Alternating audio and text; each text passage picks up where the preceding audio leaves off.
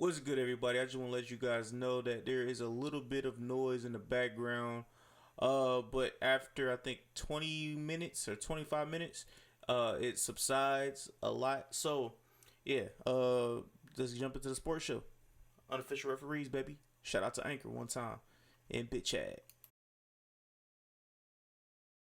You guys, it's your boy Randy Anderson here with another episode of Unofficial Referees, man. On Anchor, Spotify, iTunes, and anywhere else you get your podcast from. I got my one of my co-hosts here. You know what I'm saying, I got Lauren in the building, one of the unofficial referees. What's good, Lauren? What's happening, man? Let's throw some flags tonight. I got some flags based off of this whiskey night. Throwing some flags.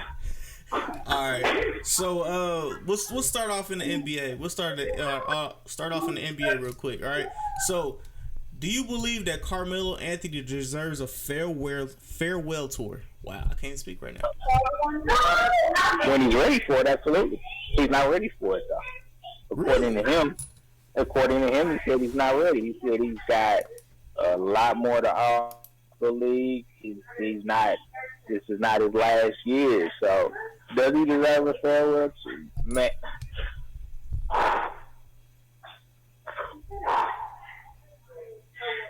No, I don't think he does, man. It pains me to say it because he's been such a great player over the course of his career. However, he's never won anything, like nothing.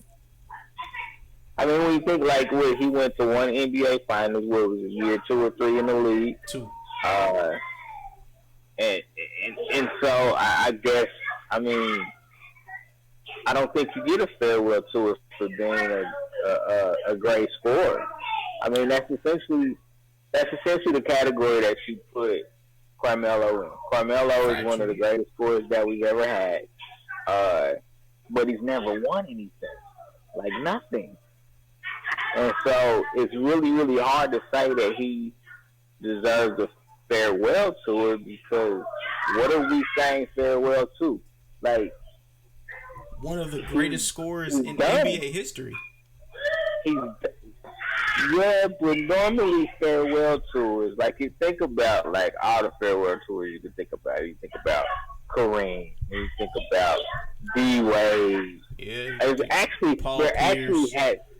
there hasn't been that many players that have gotten farewell tours because most players don't say this is definitively my last year.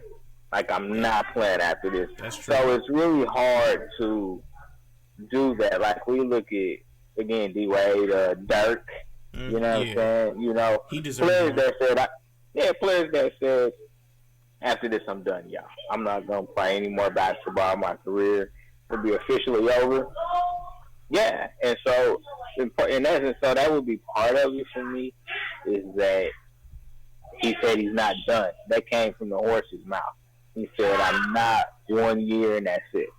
Like, I have multiple years to offer. That's number one. Number two, I don't think it's hard for me to really, really definitively say it's deserving. Like, Carmelo is a 20-point, 25, 26 point per game over the course of his career score. So, I mean, there's very few players in league history that have put up those numbers year after year after year. Mm-hmm. But here's the problem. The problem is he's not the first. Like, if he was the first to have done it, maybe we can have that discussion. But Carmelo goes in the same category as like George Gervin, the Iceman. The Iceman was the same type of guy where he could put up buckets all day, every day. That's factual. But he never won anything. Like, all those years that he was putting up 20 points a game, he never won a title. Iceman never won a title. You know, who's another player that I could kind of put into the same category? Bernard King. Before he had the major knee injury, after he had the major knee injury. Bernard King was a scoring machine before he had knee injury. Bernard King was averaging almost 30 points a game. That's factual. When he came off of the knee injury, he dipped down to 24 per game. So, but yeah, it's just I hate to say it, but it's just not deserving. I think at this point in his career, what Carmelo needs to do is he needs to do two things. He needs to accept his role as a bench player. That's number one. And I listened. I don't know if you had a chance to listen to the interview that he did with Stephen A. Smith. And he was like, nobody ever told me that I was going to be a bench player. Otherwise, I would have been okay with it. But nobody ever told me that was going to be my role. So he said when he went to Oklahoma City, when they initially signed him, never said that he was going to be a bench player. And they didn't in his defense. Okay. In his defense, they did not. Now, I think Houston was a whole other situation. Houston probably didn't say anything to him. They was like, just come and get buckets. They never said whether it was going to be in the starting role or whether it was going to be coming off the bench as a 6th, 7th man. But that's what he said. He said it on air. He said, nobody told me that I was going to, that was the role I was going to play. Therefore, I couldn't mentally accept that. That's a problem for me. That's a major problem for me because when all you have at this point in your career is to be able to offer somebody 12 to 15 points off the bench, like that's probably the role you're going to play. Right. You don't crash the board, so you don't rebound well. It never really has. That's factual. You don't play defense. You know, so people can take advantage of you. You don't facilitate the basketball, so you become an isolation player. So, what do you have to offer but a bench role at this point in your career? Yeah. And Carmelo got an old man's game, and that's also the other part of I think this whole thing as a whole. Is you got an old man's game. You can't consistently shoot threes. You'd rather shoot long-range twos, which that's not where the game is right now. You have a harder time getting to the bucket because your body's worn out. You know what I'm saying? Carmelo came in the same year as LeBron. Yep. He's been playing a minute, so his body has some road rage on it. Forget mileage, it's got road rage at this point. So, yeah, I mean, it's just not, man. Like, all due respect to Carmelo, but the only thing that you need is you need an ego check if you want to keep playing in the league. That's what you need right now. You need an ego check. And he claims that he's in a good place right now to where he should accept a reserve role, but I don't believe it. I don't believe it for 5 seconds. I think that Carmelo's mentality is I am that guy still that can get you 20 points a game, and I don't want to come off the bench to have to do it. Allen Iverson was the same way. Yeah. When AI came off the bench in Detroit, he was like, this is not for me. And what happened? He subsequently got released. What happened to Carmelo? I don't want to come off the bench. What did Houston do? Okay, well, we're just gonna DNP you until we find a team that's willing to pick you up to where we don't have to take on a blunt of your salary cap. Because that's what it comes down to. Like, and I don't think he understands that. Ain't nobody playing a bench player, $20 million. They're not gonna do it. Well, I mean, the way the bargaining agreement is nowadays, it's a few bench players that's making some money. And back in the day, Luau Dang was making a shit ton of money just playing the Bulls on the bench, barely playing. Bad contracts, though. But that's bad contract. Now, if you can find a team that's willing to take your bad contract, like when he was with the Lakers, that's what I'm saying. When Luau Dang was with the Lakers, he was making 24, 26, 19, and what happened? He sat on the bench, and the Lakers finally found somebody that was willing to take his contract. Right. That's like nobody's gonna pay him that type of money there's too many teams that are intelligent and says and they say one or two things. Either you're gonna have to play for less money, something around I don't know, 10. Like seriously, I think that 10 million, maybe 15 if somebody's being dinner. Or they're gonna say you're just too old. Right. Like you got 17. What is he? 17? 17 in the league now. Yeah, 17 years in the league. Like you're old.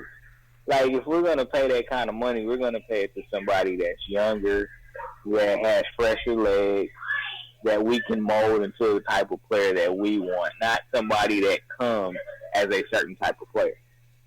That's actual. That's true. See, like I believe Carmelo does deserve a farewell tour. That's only because I've been a Melo fan from from back in the day when he was young in high school and shit like that, and then he went to college, and then he got drafted to the Nuggets. You know what I'm saying? So I've been a Melo fan forever, but like the whole because I was talking to somebody and they was comparing him to Paul Pierce. Only thing Paul Pierce has on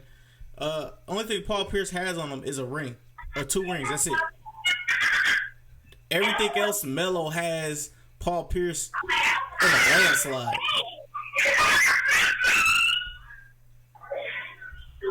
Scoring.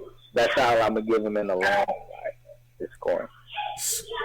Paul Pierce didn't really play defense like that either, so we're not gonna give Paul Pierce that. We're not gonna give Paul Pierce rebounding. You know what I'm saying? Yeah, don't give him rebounding. No, he averaged. Well, I'm just saying, like, there's not a huge disparity. That's all. That's what I'm like. If we putting those two together against each other, I'm going Melo all day. Pick your poison, baby, off over the truth. And I fucked with the truth back in Boston. You know what I'm saying? So, see, I don't know if I can do that. Explain. I don't know if I mean, so, like Chauncey Billups said the most damning information that you could say about a teammate. He sure did. When he said that Carmelo was more concerned with getting his than the team being successful. And so, like, Carmelo's game never evolved. It never evolved. Carmelo was a 3. He was a 3 or an undersized 4 that if he played the 4, he was too quick for you. If he played the 3, he was too big for you.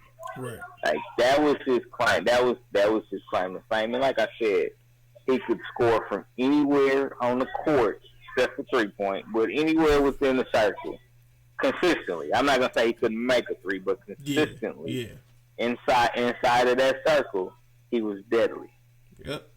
He could beat you off the dribble. He could beat you with a post up. Jab step, you name it. But at what point do you sacrifice 8 points a game, 6 points a game, to make sure that your teammates get involved, to make sure that your teammates are engaged in the game, and it doesn't become a Carmelo against the other team, type of track meet. And I mean, you can't win a title like that, which is why he hasn't won a title. When he went to New York, now that situation was, I think, a little bit different from what he expected. I think he expected Amari Stoudemire to still be, or I ain't gonna say, he expected Amari Stoudemire to still be that guy. Right. And he wasn't that guy anymore. And I think when you think about it, what was Amari Stoudemire's skill set?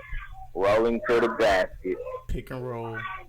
Yeah, that's not Carmelo. Like, Carmelo's not a facilitator. And so it wasn't ever going to, like, there weren't going to be any titles in New York. There wasn't ever going to be a title in New York. Exactly. Because they didn't have the right team with the right attitude to be able to win. And so,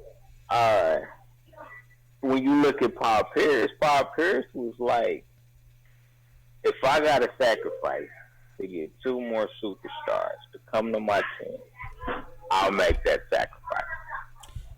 I think that's what it came down to, was the willingness and ability to sacrifice for the greater good of the team in order to win.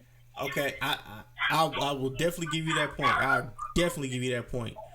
But I've got to say, Paul Pierce had a very good coach that he actually trusted and had faith in. Melo's never really had a good coach that he's ever trusted and had faith in. He's always lost his trust either midway in the season, or he's just never had it at all with the head coach.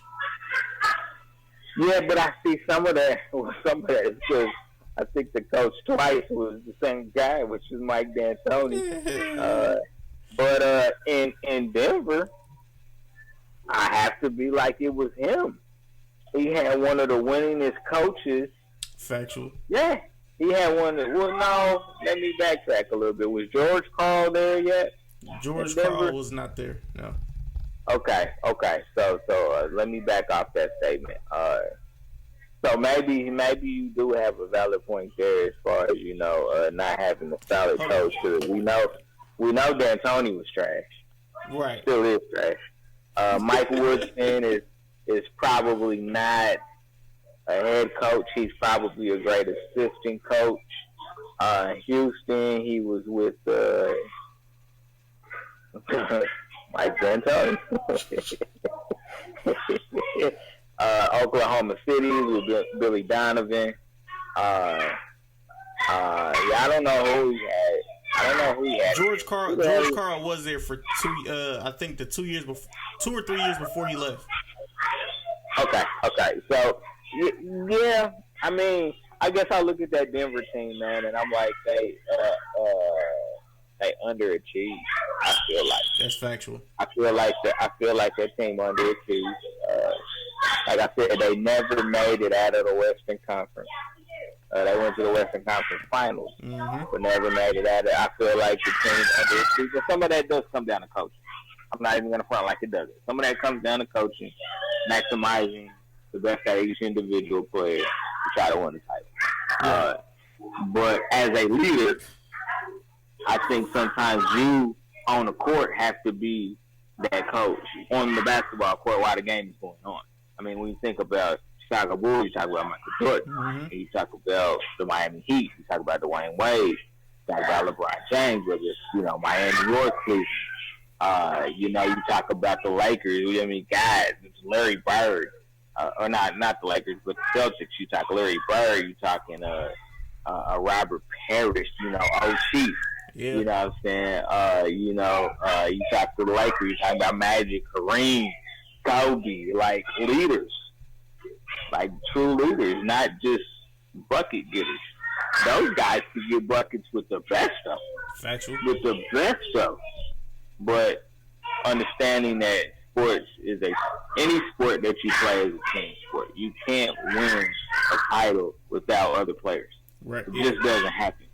So if that's the case, then at some point you have to figure out what sacrifice you have to make as a leader in order for your team to be successful. Because it's not all about you. Like in the NBA, one player can get a team into the playoffs. Yep. One player can get a team into the playoffs. But from there, you got to have other subsidiary players playing a specific role of some capacity. They have to buy into that role, and that role has to supplement your skill set, or maybe more importantly, your deficiencies. Think about this. Think about this. Think about this. You see that jersey you got on the back of your chair there? Yeah. Pippen perfectly accentuated Michael. Jordan was a great defender, but what did Jordan like to do? Roam. Jordan liked to roam. So what did Scotty do? Scotty said, okay, I'm going to take your absolute best defender or your best player on your team, That's my guy. Michael, you can kind of roam around. You take this guy, move around, right. Do your thing, try to get some steals. I'm taking the best offensive player, and I am locking him down. I can't. So it supplemented Jordan's weakness. And so, yeah, I just look, man, Carmelo, man, I love you, brother. I love you. You will change my thought about you if you ever decide to follow your pride. Take your ego, throw it out the door, and say, I want to win a title. Until he does that, I can't give him farewell. I can't give it to him. Like he has to say, I'm taking $10 million. I may take less, but I want to win a title. And I'm sorry, but Golden State wasn't the place to go. See, Carmelo thinks he's slick. Carmelo thinks he's slick. He's like, all right, man, I think I can come in here and still start. You know what I'm saying? You know, Draymond gonna play the 4. I could play the 3. You know what I'm saying? You got like he's trying, like he thinks he's slick, man. He keeps trying to find teams that he has a shot to be a starter. That's his problem. Like, go to a good team, be the 7th best option on the team, and accept that role. Yeah. You can get 15 points a game being the 7th option. Yep. And if you're good enough, because here's my problem. He could be the 6th man, but I don't think he has the stamina anymore. Nah. I don't think he has the stamina anymore. That's why I'm giving him 7th. Be the 7th man. You be one of the main rotation guys coming off the bench. Get you 10, 15 points. Go sit your ass down and clap. Mm-hmm. Clap for the starters. Clap for the starters. Get your 10, 15 and go home. Focus on the title. Chris Paul, I'm going to say the same goddamn thing to you. Focus on a title. Sacrifice money for a title. Because those are the only things that either of those two players, that's the only thing they're missing. The only thing is the title. That's it. And until they get that chip, it's always going to be one of those asses. Great player, but. Great player, but. You're going to keep hearing that until they get a chip. Okay, I mean, yeah, man. You guys let us know in the comments box down below, and Facebook, BitChat, Facebook, BitChat, YouTube, all those SoundCloud, or not SoundCloud, my bad, Anchor. Yeah, let us know what you guys' thoughts are if you guys believe that Carmelo Anthony deserves a farewell tour. So let's move over. We spoke about one of the Golden State Warriors. Draymond Green just signed a 4-year deal that has him making over $100 million. What is your thoughts on that?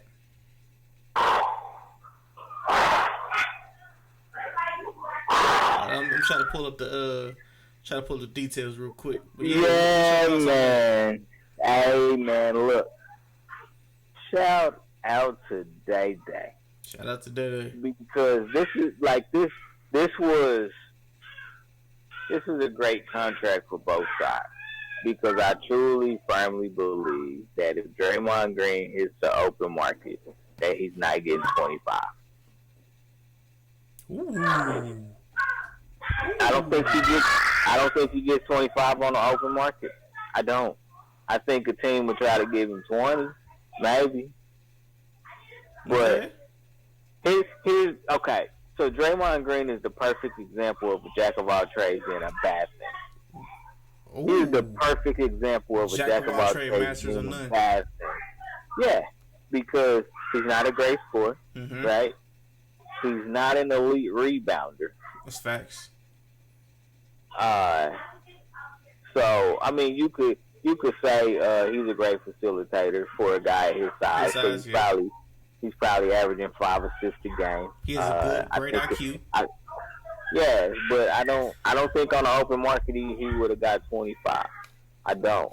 Now, I think this contract, I believe his contract is fully guaranteed, no matter what happens. Yeah, it doesn't say fully guaranteed contract. Now the other thing is he's also got a trade kicker, which a lot of players in the league don't have. He's got a 15% trade kicker. That's pretty high. So in order to trade for him, you have to pay that 15% premium in order to get him. Right. And so it's a great contract for him. Now what it does do is it resets the market for players of his caliber.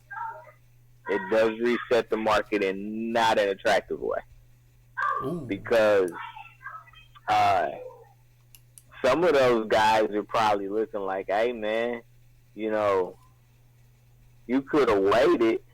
He could have waited and tried to get the max. He chose not to. He decided to go ahead and sign his contract the way it is. But that resets the market because of the type of caliber, or not type, but the caliber of player that he is. He would be at the top of the market. Mm-hmm. Like, seriously. And so you got guys that are looking for more money, you know, maybe in the 30s, you know, things of that nature, with the salary cap going up again. And when I get that now, they may get 20, you know, and so I would imagine that, you know, there's some players in the league that aren't happy with him right now, you know, because he basically, I'm not going to say diminished by stretch of the imagination, but he hurt their contract chances to get, like, major money. Yeah. Just major money. And so, and that's okay.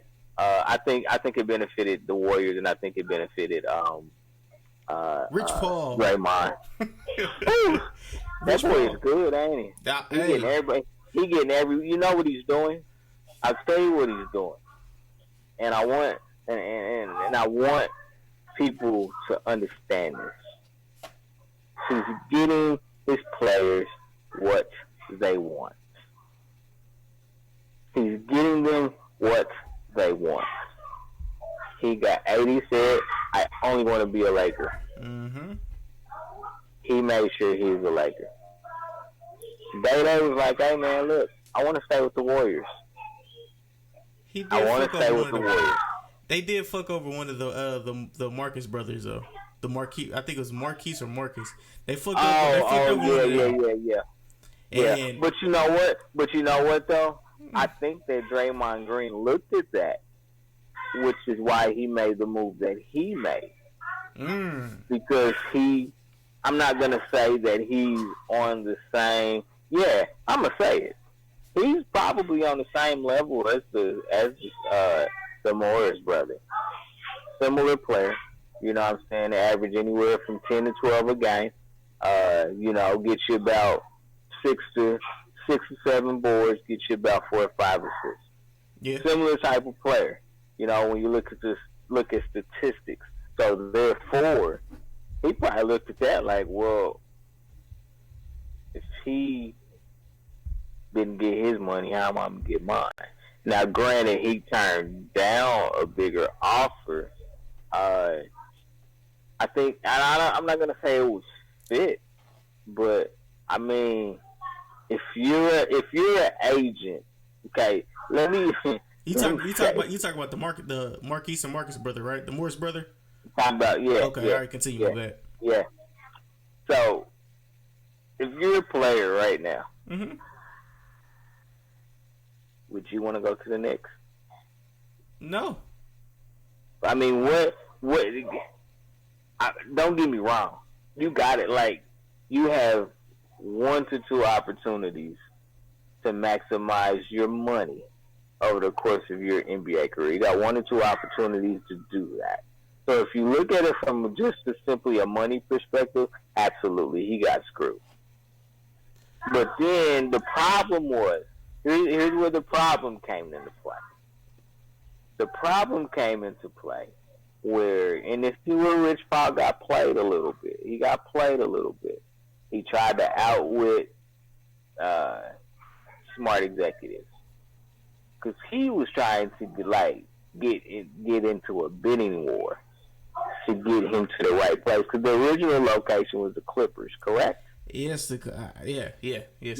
Continue. Yeah, so the original place was the Clippers. I think he turned down $3 million, or not $3 million, but 3 years, It was like, I believe it was 40 to 50, something like that.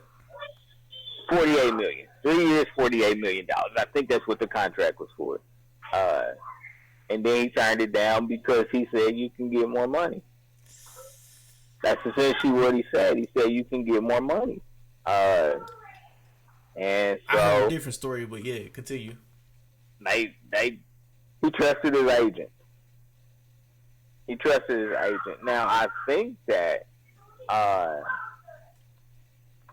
maybe there was some anger from the Clutch Sports camp that Kawhi didn't go to LA, and so he was like, we or to the Lakers. He went to LA. We didn't go to Lakers.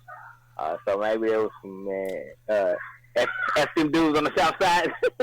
I'm just saying, it was an executive call down to Rich Paul to not give the Clippers more firepower.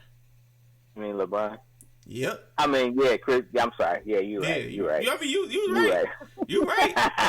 It's alleged, but yes, that is what I heard. I heard that it was said that LeBron made a phone call and was like, "Hey, I'm gonna need you to not make this happen. So just go ahead and decline their offer to him, and you know what I'm saying, we'll place him somewhere else where he cannot be a danger to me."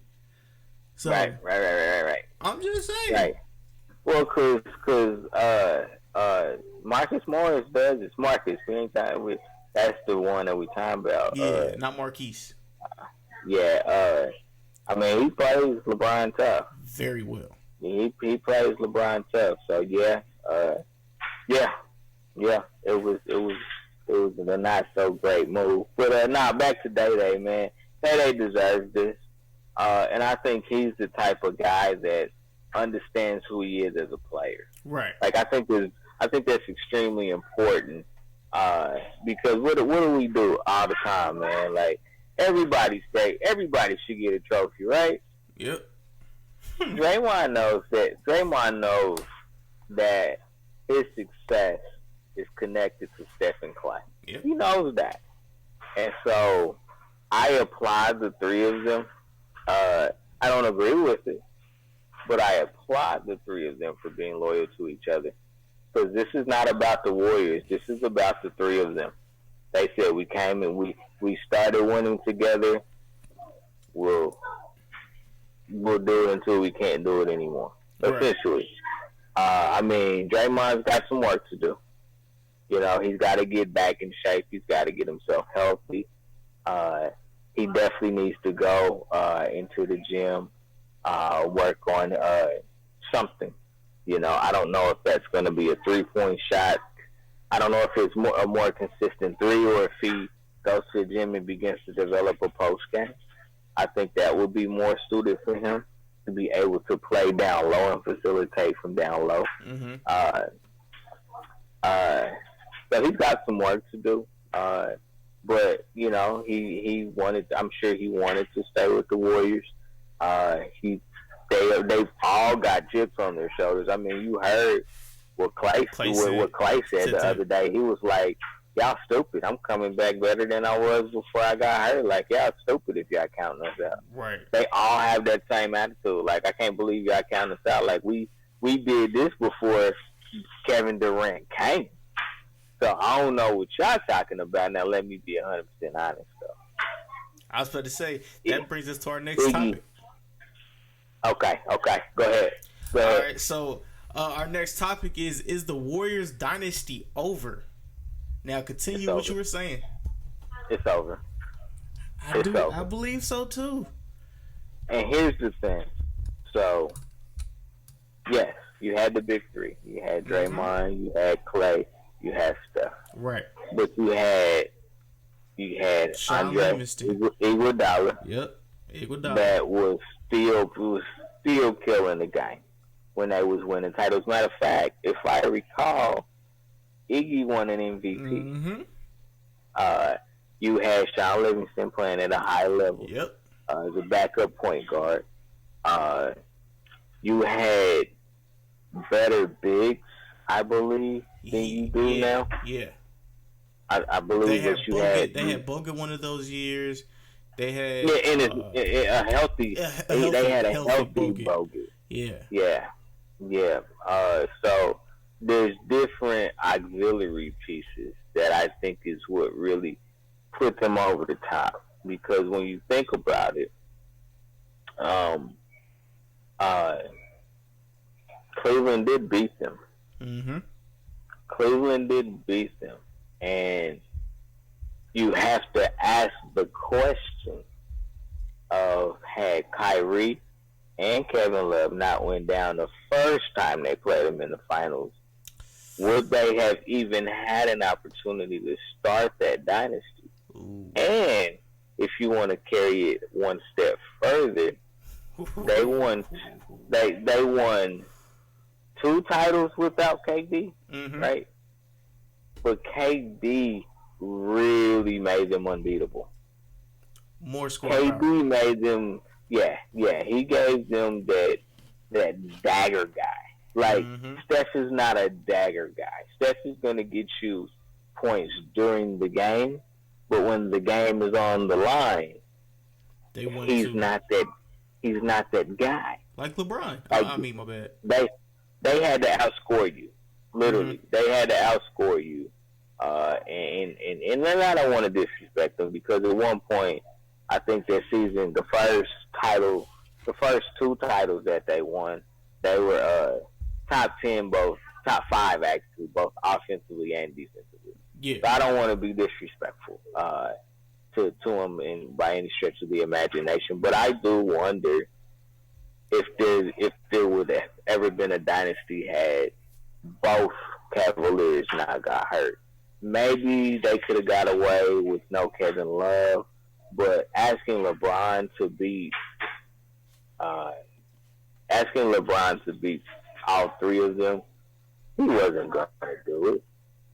Draymond was healthy back then. Clay's out. Like, Clay, man, I that's my guy, man. I love me some Klay Thompson, man. I don't think he gets enough respect. And he gets a lot of respect, but I don't think he gets enough respect still. And so, but yeah, I think it's over, man. D'Angelo Russell is no slouch, but he's not the guy that's going to keep them over the top, and I don't even know how you utilize him once Klay comes back. I think, if anything, if you ask me, I know Bob Myers publicly said that we didn't get him to trade him, but he becomes a really valuable asset once Klay comes back. Now, maybe you ride him out through the entire season, because who knows how long it'll take Klay to kind of get back to being Klay Thompson. So maybe you have to ride him through this year, but you're not keeping him past this year. You would be an idiot to keep him past this year and pay him that kind of money to come off of the bench. Like, nobody's doing that. I don't think he would come off the bench. I think they would try to run a 1-2-3 thing with them. That would be a huge mistake. The switch off between both of them, him playing point guard and Steph playing point guard, and him playing 2 guard, and a little switch vice versa. So from an offensive perspective, thumbs up. But from a defensive perspective, they would getting get cooked. Killed. And you talking about more. And you talking about putting Klay at the 3? Like, nah, you're going to expose him if you put him at the 3. And so, nah, that wouldn't work. He would have to come off the bench, and I don't know if that's very likely given his salary. I think you have to try to find some trade partners for him. Maybe you can get 2 players for 1, and kind of rebuild and retool that way. Because I'm not saying that they're not still a great team, but I think teams have caught up to them. Yeah, definitely. I think teams have caught up to them. Everybody can shoot threes now. Yep. And so, yeah, it's over. Like I said, It's been a great run. Like, that's the thing. Like, 3 titles in 4 years. Like, I mean, it's hard to three-peat.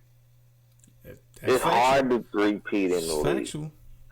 And they were able to do it. So, you know, 3 out of 4. Was it 4 out of 5? 4 out of 5. Yep. I mean, that's remarkable, man. So, I mean, that's nothing to hang your head about. But I think the league has caught up to them. And, you know, the injury bug, I think, destroyed their team enough that by the time everybody's healthy again, I think that teams it'll just be too hard to catch up. Yeah. Yeah. And their bench is depleted, too. Oh, yeah. Their bench is depleted. They have no bench. I don't even know who they got on the bench. So the backup point guard is with the Lakers now. I mean, what you got? Cook. You got Jeremko. You know, Jeremko. I mean, he'll be gone. You know, I mean, he doesn't carry any value on a team that doesn't have a strong bench. Now, if they had a strong bench and he was like the nice guy coming off the bench, then yeah, you keep him around. But there's no value for him. So I think that's where they're going to hurt. They're going to hurt. That second is going to get destroyed. Yeah. Yeah. It will. It will. All right, staying in the NBA, man. Zion Williamson signed to Jordan instead of Nike. He took less money to sign with one of his idols. So, what is your thoughts on that? I think that's dope. Honestly, I think that's really dope. Like, you took less money just to sign with one of your idols, but I mean, you left what, 25 mil on the table, 25 plus mil on the table. I mean, you could definitely make that up, but I just hope that you are the player that everybody expects you to be. Because if not, oh boy, it's not going to be looking too good for you. But yeah, go ahead. My bad. Your turn.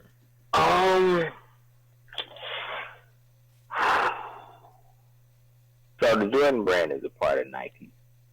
Yeah, it's a subsidiary. For those that don't know, the Jordan brand is a part of the Nike brand. Yeah, you know what? I respect the thought, but I disagree with the decision. I respect the thought, but I disagree with the decision. You know, like I said, you only have a couple of opportunities to maximize the money that you can make in the league. Factual. So I don't think at this point in my career I turned down that money. You know, I mean, you have players that are signing deals with, I mean, hell, New Balance. I mean, you name it. You know, everybody's kind of doing their own thing. You know, I wouldn't be surprised if damn, what's my guy's name? Dwayne Wade. Rockefeller. Oh. No, right, Rockefeller. Dang Dash. Huh. I wouldn't be surprised if that fool found an athlete to sign a pro cat. Hey, Master P tried to get Zion to sign his shoe deal. So yeah. So no, I respect the decision, but I don't agree with it. I think he should have maximized his money, and went ahead and signed with Nike. But you don't just fall into a line of being like everybody else. And that's why I said I respect the decision. Because at least he gets to be his own man, his own brand in a certain type of way. Mm-hmm. You know, which is why, you know, Steph with New Balance, Kawhi with whoever he's with. Oh, you mean Steph with Under Armour and Kawhi with New Balance. Got you. Yes, okay, yes, thank you. So, yeah, I mean, that's kind of how I look at it. You know, is you're not just one of the guys, you are the guy. Right. And so, from that perspective, I understand that, you know, not wanting to follow the status quo and do what probably everybody else would do.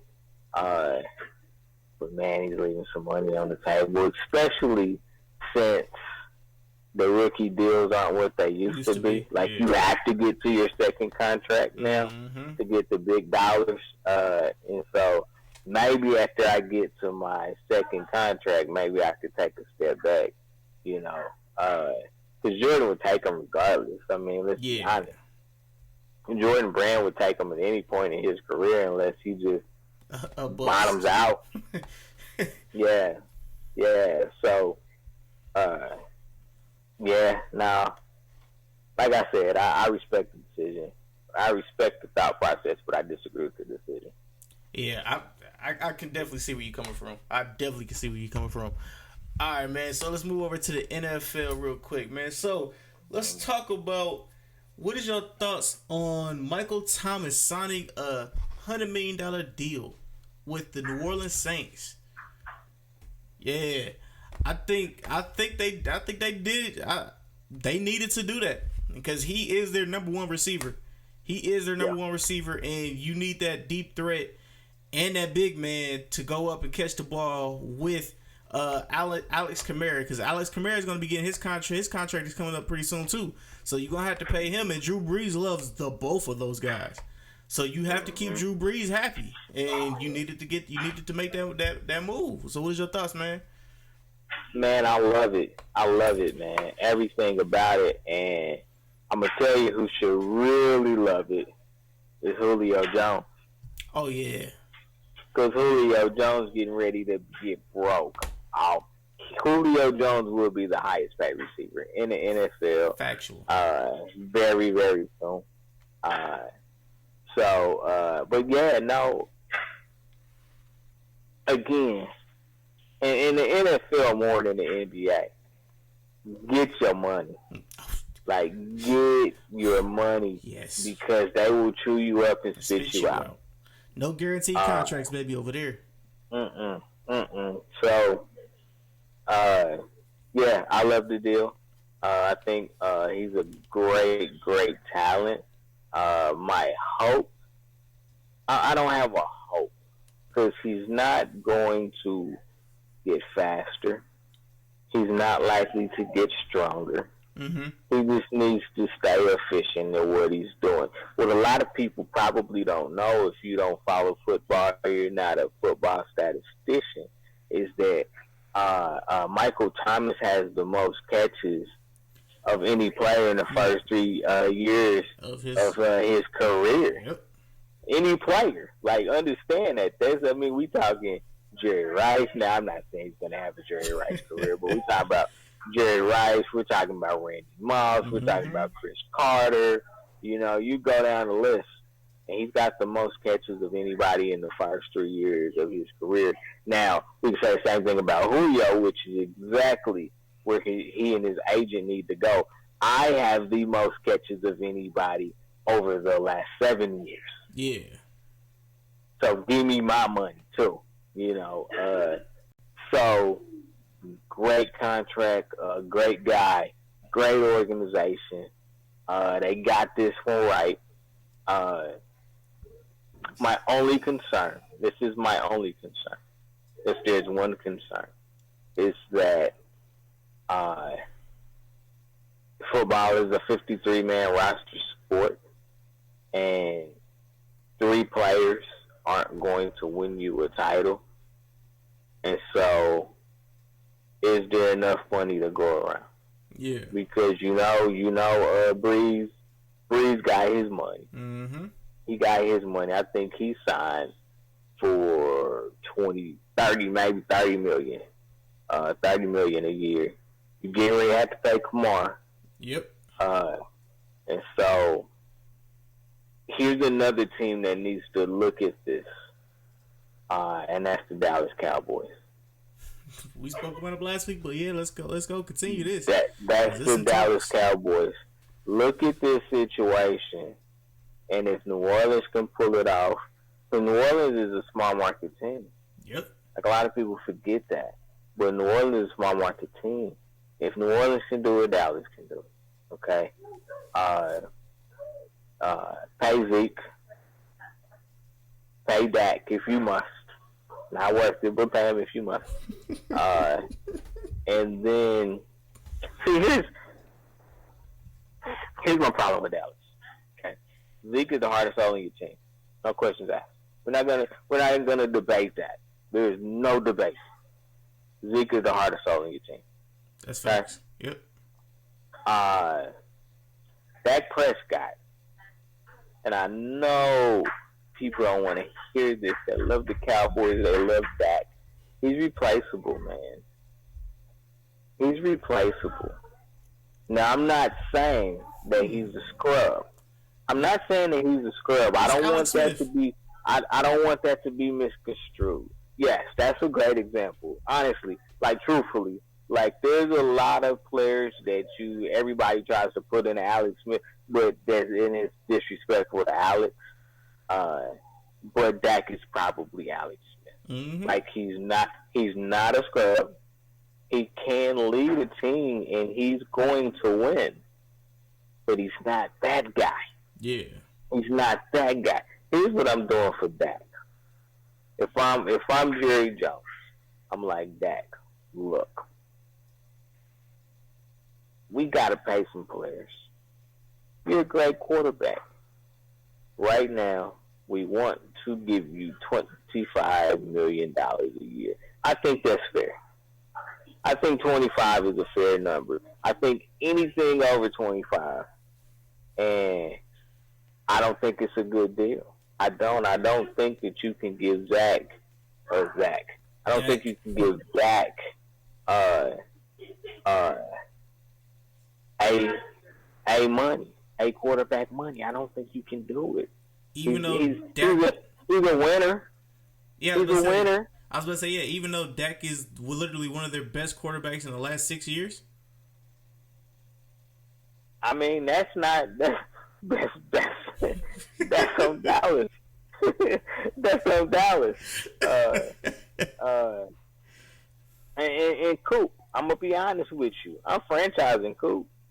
Oh yeah, definitely. I'm gonna go ahead and franchise Coop because I like Amari Cooper, but he ain't proven nothing to me in the league. He's proven to me that he has great player talent, but it's not consistent. I need to see consistency from him before I give you big money. I need to see a little bit, because essentially he had one good year in Oakland. The year that Derek Carr was in the MVP running before he broke his leg. Before he pissed off his offensive line, allegedly. Yeah, that's the best year that Amari had. You know, and maybe it's ironic, that Derek Carr's best year was Amari's best year. But I need to see it from him. You got Byron Jones. I mean, Byron Jones may be the top corner in the league quietly. He may be the top corner in the league. No touchdowns thrown his way. Jalen Smith. Yeah. And then they got the pass rushers. Now, granted, he's just the pass rushers they signed, so I think they're okay there. I think they signed one, franchised the other one. Okay. DeMarcus Lawrence, I think, got franchised, and then the other one he actually signed. But then you got Clayton Van Der Esch, and granted, this was his rookie year. You gotta start prepping for it. Is all I'm saying. You got that massive offensive line. Who's Zeke without that line? He's still good. He's great, but I don't know. I mean, that line is phenomenal when healthy. Right. When healthy, that's the best line in the NFL. No questions asked. Facts.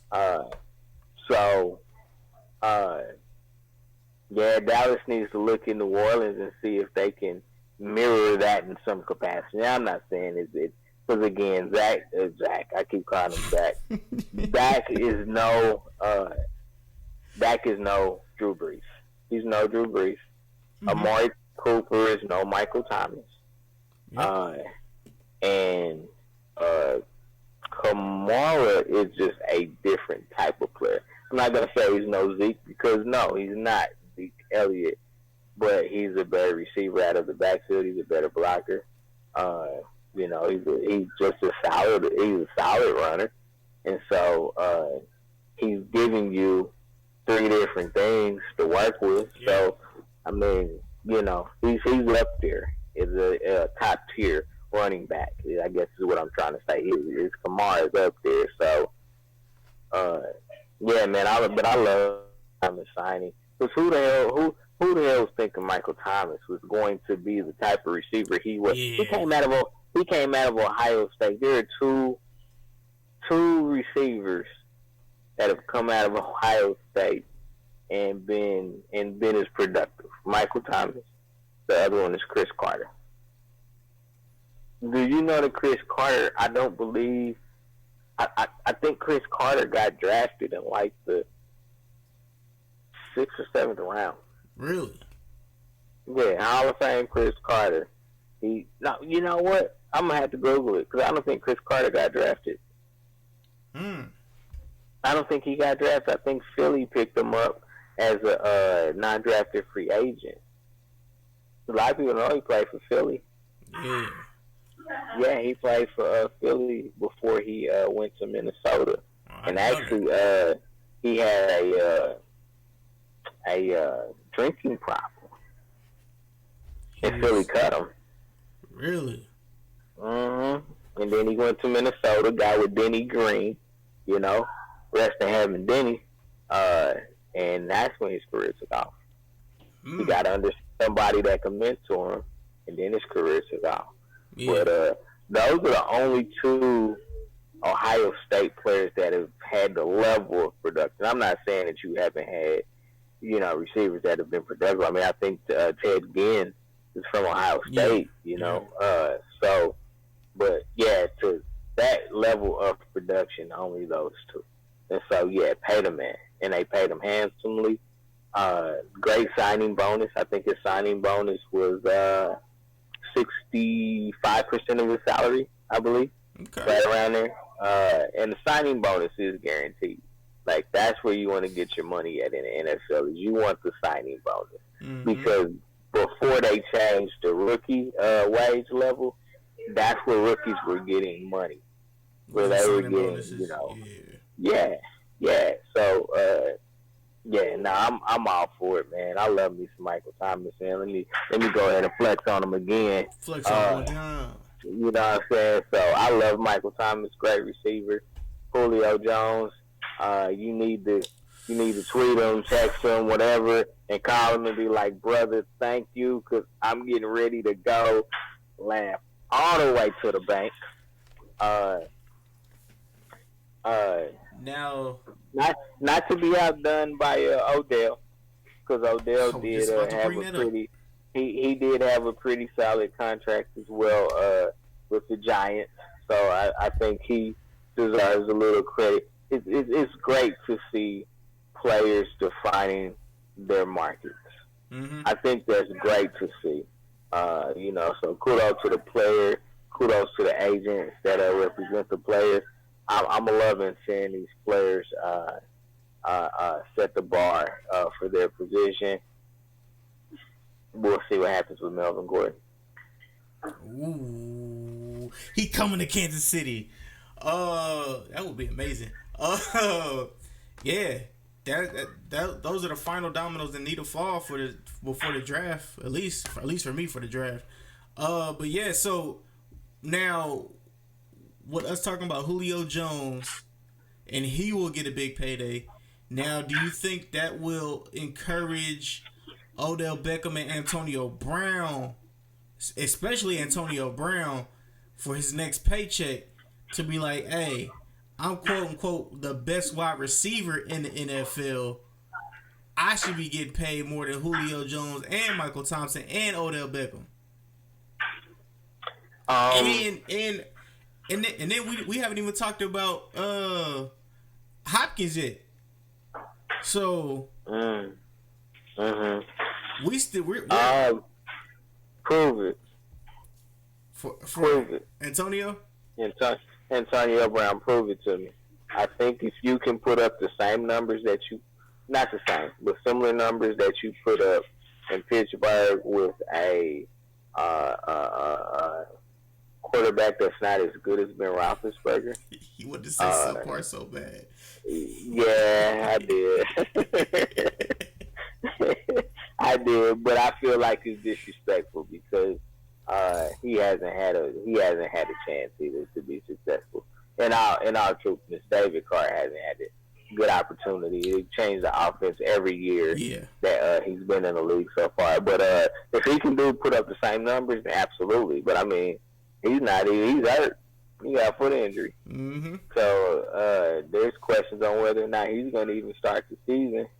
And then that starts to raise red flags because as a aging receiver, things start to look at you different. Yep. Yeah, I mean, things start to look at you different. But if he has a solid year, he can go and he can say, "Hey, I deserve to be the top paid player in my position."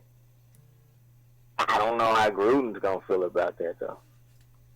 That's true, because we all know Gruden he hits that chop button quick, and he paid for it last year. Yeah.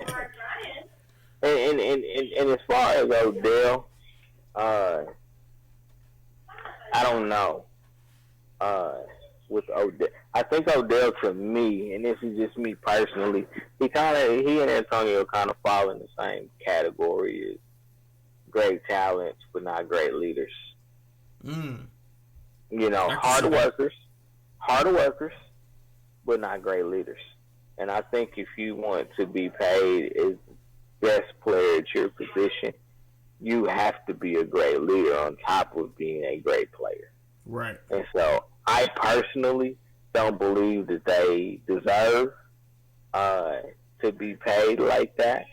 But again, if the market is set at a certain number, the least you could do is ask. And then if they tell you no, then you have to make a decision from there. And then with Hopkins, I don't know about Hopkins. I'm going to tell you from a personality standpoint, sort of, kind of. He kind of reminds me of Marshawn Lynch in a way. I can see that. Where I just want to play football. It's not about making millions of dollars because I'm just not going to spend my money like everybody else does and I'll be okay. You know, so, yeah, I mean, he's going to get paid handsomely. Of course, you're going to have to get ready to pay Deshaun Watson as well. But, however, with Houston, it's a little different because they don't have a lot of star players. And so they can get away with signing those two for big dollars and then trying to figure out the rest. Yeah. I guess JJ Clowney. Jadeveon Clowney. Well, Watt got his money. Watt got his money already. Yeah, he ain't getting no big contract. I don't think they'll restructure his deal. No. Jadeveon Clowney, he's a tough one because he's been very, very solid, but he hasn't been like. He hasn't been. He hasn't been jump off the screen like he came off like he was when he was in college, and knocking people's helmets off, rolling backwards. Right. Mm-hmm. All right, so you spoke about, we're saying in the NFL, man, and you spoke about the guy that we're going to be talking about next, Marshawn Lynch, man. So by any chance, did you get to watch that video that I sent you about Marshawn Lynch? He has a training camp in Seattle. Well, he had the training camp in Seattle, and one of the parents were mad because he was dropping F-bombs and I guess using quote unquote profanity at the kids. When coaches do that shit at the kids all the time, that is nothing new. And I understand there's soccer moms and stuff like that, but yeah, what is your thoughts on that? And I'll give you my thoughts afterwards. I guess from my perspective is who did you think, whose camp did you think he was going to? Right. Whose camp did you think he was going to? I mean, Marshawn Lynch is his own guy. I think that I just think that that's what you were going to get. In all truthfulness, like I mean, Marshawn is that type of person that would do that. But let's be honest. Like you, I mean, you already said it. Coaches have been doing that forever. Mm-hmm. You know, you do it to maximize what you get out of the player, things of that nature. Now, the whole thing with, is there a man here? I don't blame him. I do. And I think this is because now we're talking about philosophy, and now you're basically saying that you're basically putting all women in the same bucket. I guarantee you it was some moms out there that was like, yeah, you can go ahead and curse to my son if he ain't doing what he's supposed to be doing. Go ahead and do what you gotta do. So you can't put all women into the same category as being